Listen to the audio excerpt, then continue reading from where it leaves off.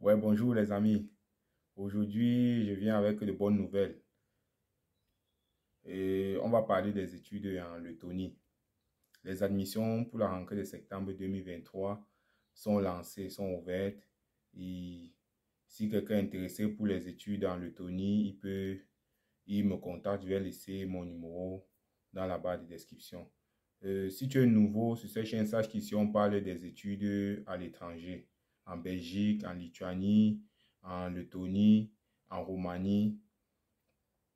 Donc aujourd'hui, dans cette vidéo, je vais parler des études en Lettonie, la procédure complète, le coût, combien vous allez dépenser pour les études en Lettonie. Premièrement, ce que vous allez savoir, c'est que pour ceux qui sont en Afrique, la demande de visa se fait uniquement en Égypte. Donc, l'étudiant doit se déplacer. Il n'y a pas qu'on doit envoyer les dossiers par DHL ou bien l'étudiant doit se déplacer. Tu voyages, tu pars en Égypte faire ta demande de visa. Parlant de la condition des dossiers et parlant de coûts, les documents pour les études en Lituanie, déjà il te faut un baccalauréat ou un GCA, il te faut un passeport, il te faut le relevé de notes de ton baccalauréat, donc le diplôme et le baccalauréat. Il te faut un document qui atteste que tu parles anglais. Pour ceux qui en ont, ce document n'est pas obligatoire parce que l'université te fait passer un test en ligne pour voir ton niveau d'anglais. Parce qu'on ne doit pas prendre quelqu'un qui vient pour les études en anglais et qui n'arrive pas à comprendre les bases de l'anglais. Donc, voilà les documents, le diplôme de baccalauréat, le relevé de baccalauréat, le passeport et le document attestant que vous parlez l'anglais. Pour ceux qui doivent entrer en master, il doit falloir une motivation letter, une lettre de motivation. Donc ça, ce sont les documents, les premiers documents, les documents essentiels pour les études, pour entamer la procédure des études en Lettonie. Les étapes sont les suivantes. Introduction de vos documents dans le système, c'est-à-dire on applique pour la demande d'admission. L'université étudie ton dossier. Si tu respectes les conditions, l'université te donne une lettre inconditionnelle d'admission.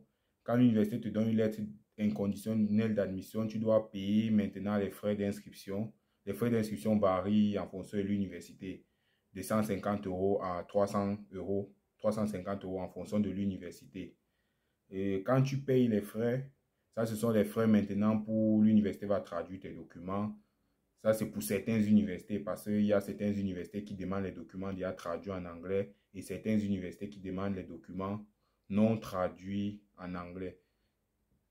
Quand l'université t'a donné la lettre inconditionnelle d'admission, tu payes les frais d'admission. Comme j'ai dit, varie de 150 € à 350 € en fonction de l'université. Tu payes ces frais et l'université, après avoir tout fait, c'est-à-dire ton équivalence et la traduction de tes documents et la légalisation de tes documents, l'université te délivre une admission définitive. Lorsque l'université te délivre l'admission définitive, tu dois payer les frais de scolarité. Les frais de scolarité varient de 2200 € à 4500 € en fonction de la filière et du niveau d'études. Par exemple, pour ceux qui doivent faire informatique, les frais de scolarité coûtent 2500 €. Et ce que vous devez savoir, c'est que quand tu payes les frais de scolarité 2500 €, tu dois payer aussi une caution de 500 €. Ça fait 3000 €. Ça, c'est pour ceux, j'ai pris un exemple, pour celui qui veut faire par exemple informatique. Pour celui qui veut faire par exemple mécatronique, les frais de scolarité coûtent 2700 €. Plus 500 €, ça fait 3200 €. Tu payes les frais de scolarité. Et lorsque tu as payé les frais de scolarité, tu vas signer le contrat. Tu signes ton contrat que tu as payé tes frais de scolarité à l'université. Avec ce contrat, tu vas agencer ça plus ta demande d'admission pour aller faire la demande de visa. Et lorsque tu as obtenu ton admission, il doit falloir que tu ailles faire ta demande de visa. Bon, parlant aussi du logement, tu peux faire une demande de logement à l'université. Le logement varie de 40 € à 150 € en fonction aussi de l'université, en fonction du standing du logement. Par exemple, un logement de 40 € le mois, c'est un logement de 3 personnes. par chambre et qui n'est pas trop nickel, mais c'est quand même vivable. Donc ce n'est pas neuf, ce n'est pas une chambre, les chambres new, ce n'est pas de new chambre. Il y a aussi les chambres de 2 personnes qui coûtent 58 euros. Et maintenant, c'est en fonction de la ville et de l'université. Donc, ce que vous allez savoir, c'est que euh, le frais de logement varie de 40 euros à 150 euros en fonction du standing que vous voulez et en fonction de la ville. Donc, c'est-à-dire, tu vas faire une demande de logement et payer le logement. Donc, si on prend sur base que tu as pris une chambre de 2 personnes, tu payes 58 euros fois 12 mois. Tu obtiens ta lettre d'hébergement qui va te permettre, tu vas utiliser pour faire ta demande de visa. Au niveau maintenant de la demande de visa, il doit te falloir aussi les relevés bancaires avec minimum 6500 euros. Et quand on dit relevé bancaire, ça ne veut pas dire un compte bancaire qu'on vient d'ouvrir et on pompe directement 6500 euros. L'ambassade n'est pas quand même, ils ne sont pas quand même bêtes là-bas. Donc, il faut un compte qui vit, soit sur le compte de l'étudiant, soit au compte des parents, soit au compte d'un oncle. Un compte qui vit avec minimum 6500 euros dedans. Et ça, c'est le document phare pour la demande de visa pour les études en Lettonie. Et après ça, l'étudiant va faire sa demande de visa pour ceux qui sont en Afrique, au Cameroun, en Côte d'Ivoire. Il fait sa demande de visa pour aller en Égypte. La plupart du temps, à 98%, on te refuse pas le visa pour l'Égypte. Parce que tu présentes tous les documents, que tu as eu l'admission pour la Lettonie et tu peux faire la demande de visa. Donc à 98%, on ne te refuse pas le visa, on te donne le visa pour l'Égypte. Et en passant aussi par moi, j'ai les amis, j'ai les collaborateurs en Égypte qui on t'accueille, pour le logement. Tu vas juste avoir un peu de moyens pour le logement pour 1 ou 2 mois. Et là, tu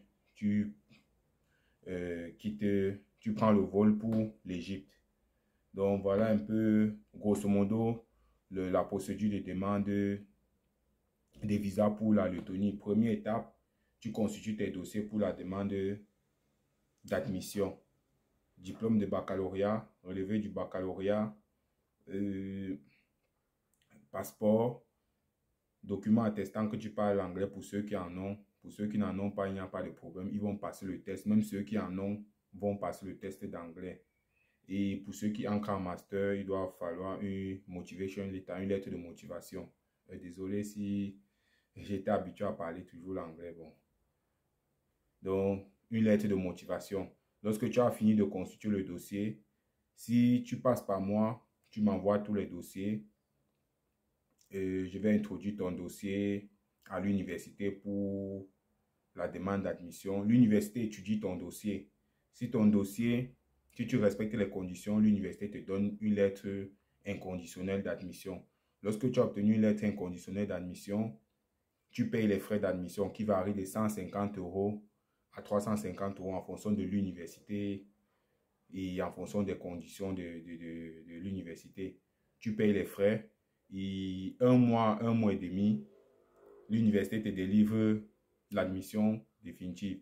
Lorsque tu as obtenu l'admission définitive, tu payes les frais de scolarité qui varient de 2200 euros à 4500 euros en fonction de l'université, en fonction de la filière, en fonction du niveau d'études, en fonction de la ville où l'université se trouve. Donc, il y a les filières qui coûtent 2200 euros, les filières qui coûtent 2500 euros, les filières qui coûtent 3000 euros. Et quand tu payes les frais de scolarité, il faut aussi augmenter plus 500 euros de caution. C'est une caution où on te remet à la fin de tes études. Donc, si tes frais de scolarité coûtent 2200 euros, tu fais 2200 euros plus 500 euros. Ça fait 2700 euros. Tu payes dans le compte de l'université. Lorsque tu as payé dans le compte de l'université, tu vas signer le contrat avec l'université. Tu vas signer ton contrat que l'université t'accepte comme étudiant et avec ce contrat, tu vas compléter avec le reste des documents et faire ta demande de visa. Parlant de logement aussi, tu fais une demande de logement à l'université. J'ai dit le logement varie de 40 euros à 150 euros en fonction du standing de la chambre, en fonction du nombre de personnes dans la chambre et en fonction de l'université. Il y a les universités où les logements coûtent 150 euros, d'autres universités où le logement coûte 40 euros pour 3 personnes dans la chambre. Ce ne sont pas les chambres, les chambres rénovées, ce sont les anciennes chambres. Donc ça c'est parlant de logement. Quand tu as payé ton logement pour un an, c'est-à-dire si tu as pris une chambre de 40 euros fois 12, tu as payé, l'université te donne une lettre d'hébergement. La plupart du temps, même, tu ne payes pas tout le logement. Tu payes juste un acompte. Tu payes juste un acompte et on te donne la lettre d'hébergement. Avec la lettre d'hébergement, tu vas compléter avec le reste de tes documents, passeport, diplôme. Et attention aux gens qui veulent étudier avec les faux diplômes parce qu'eux, ils contrôlent. Donc, si tu viens avec les faux diplômes, tu seras d'office et on va d'office t'arrêter. Donc, lorsque tu as obtenu ta lettre d'hébergement, tu as obtenu ton admission, tu as signé le contrat avec l'université, tu peux, pour ceux qui sont en Afrique, tu fais ta demande de visa pour l'Égypte. Quand tu fais ta demande de visa pour l'Égypte, à 98-99%, on ne te refuse pas le visa parce que l'ambassade de l'Égypte, ils savent que les étudiants vont dans leur pays faire la demande de visa, soit de la Lettonie, de l'Estonie, de la Lituanie. C'est là-bas où ça se passe, en Égypte. Donc, à 99-98%, tu obtiens ton visa pour l'Égypte. Pour l'Égypte, j'ai mes collaborateurs qui te reçoivent, on te reçoit. Tu vas juste préparer une somme d'argent pour le logement en Égypte pendant 1 mois et demi, 2 mois, le temps que tu déposes tes documents à l'ambassade et tu attends de soit ton positif, soit ton négatif. Et ce que vous allez savoir, c'est que les statistiques sont claires pour les pays baltes. Si tu fais ce qu'on te demande de faire, comme on te demande de faire, tu obtiens ton visa. Ce n'est pas compliqué d'obtenir le visa pour les pays, ces pays, Lituanie, Lettonie, Estonie, République tchèque. Ce sont les pays où le visa, quand tu respectes tout ce qu'on te demande de faire, tu obtiens ton visa tranquillement. Donc pour ceux qui doivent s'engager, ils font juste ce qu'on leur demande de faire, comme on leur demande de faire et ils vont obtenir leur visa. Lorsque tu es parti en Égypte, tu attends 1 mois, 1 mois et demi. Ils disent de 30 à 60 jours. Tu obtiens ton visa. Lorsque tu obtiens ton visa, soit tu rentres au Cameroun, dans ton pays, avant de repartir, tu peux rentrer saluer la famille, soit tu payes ton billet d'avion direct de l'Égypte pour la Lettonie.